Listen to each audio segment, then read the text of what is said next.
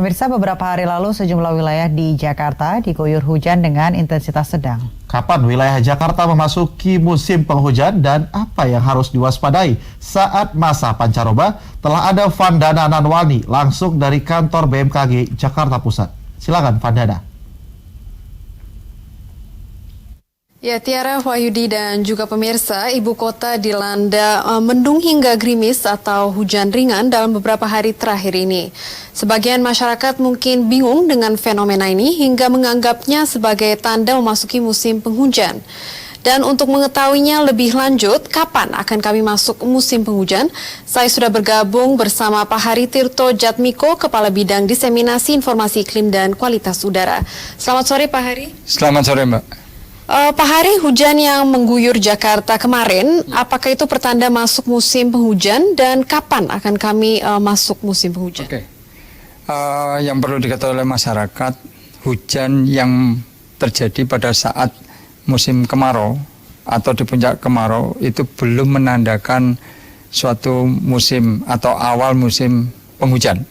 Karena apa? Dari sisi jumlahnya juga belum terpenuhi, satu itu. Yang kedua, dari sisi fenomenanya hanya sesaat saja, karena ada pola cuaca yang terganggu, seperti itu.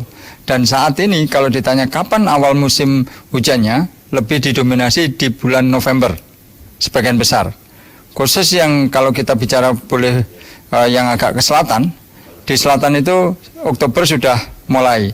Bukan berarti kalau Oktober mulai baru ada Oktober. Hujan-hujan kecil sudah ada tandanya seperti itu. Seperti itu, Mbak. Baik, Pak, dan apa yang harus diwaspadai saat perpindahan musim dari musim kemarau ke musim hujan? Terkait perpindahan musim atau kita biasa menyebutnya transisi, itu beberapa hal yang perlu diketahui oleh masyarakat, yang perlu diantisipasi dari sisi hujannya. Satu itu, hujan intensitas lebatnya singkat, satu. Terus yang kedua, kewaspadaan longsor, karena kalau kita bicara kewaspadaan longsor, di musim kemarau tahun ini adalah lebih kering. Begitu dapat hujan dengan volume curah hujan yang relatif di atas intensitas sedang dan lebat, tidak bisa diserap sempurna. Nah, itu bisa membuat kondisi tanah longsor. Tuh. Terus yang kedua, terkait dengan cirinya adalah disertai kilat petir dan angin kencang. Maka kewaspadaan mulai merapikan pohon. Nah, mulai merapikan pohon bukan berarti menebang habis, tapi merapikan pohon. Terus dari sisi petirnya, kelistrikan. Berarti pengecekan kelistrikan, seperti itu. Baik, Pak, dan apakah dengan turunnya hujan ini polusi udara di Jakarta bisa menurun? Oke, kalau berdasarkan monitoring dan saat ini kualitas udara di Jakarta relatif lebih turun dibandingkan kalau tidak ada hujan. Kenapa? Hujan itu menjadi pencuci udara, sehingga kondisi kualitas udaranya relatif lebih turun dibandingkan sebelum-sebelumnya. Baik, Pak Hari, terima kasih atas informasinya.